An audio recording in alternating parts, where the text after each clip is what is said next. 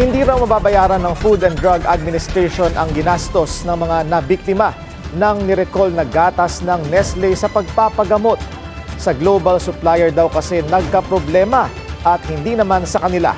Narito ang exclusive agenda report ni Pierre Pastor.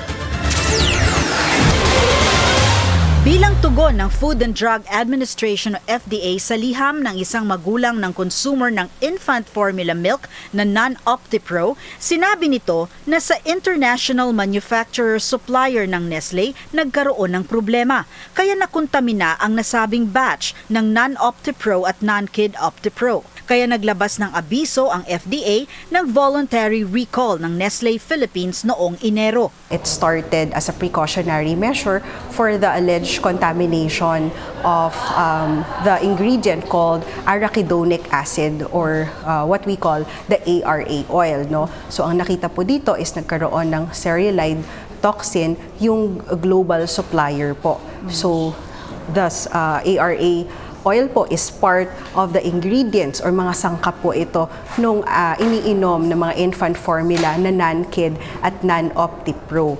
So ito po ay nagmula globally and since nasa distribution list po ang Pilipinas, kinol po nila ang attention at we found out 39 specific batches po na nagkaroon ng specific supply from the global supplier. Gastrointestinal problems gaya ng diarrhea at pagsusuka ang dala ng kontaminasyon. Wala pa naman daw na itatalang fatalities, gayunpaman pinag-iingat lamang na magkaroon ng dehydration ang mga bata. Base po din sa mga reports at investigation na aming nakalap, ito po ay hindi makakapag-provide ng long-term po na disease or illness po sa ating pong mga baby.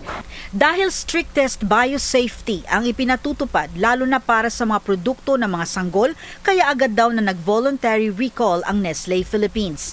Siniguro naman ng FDA na sumasagot sa mga inquiries at complaints ang Nestle Philippines at nagbibigay pa nga daw sila ng replacement sa gatas kung humihiling ang consumer. Pero ang hiling ng magulang ni Maverick na reimbursement sa hospitalization ng bata ay nasa discretion na raw ng Nestle. 69% ng nasabing formula milk na napunta sa merkado ay na-recover na raw ng FDA. Ang 38% ay malamang nasa consumers at maaring consumed na. Dagdag ng FDA, hindi naman lahat ng nag-consume ng formula milk na ito ay nagkasakit.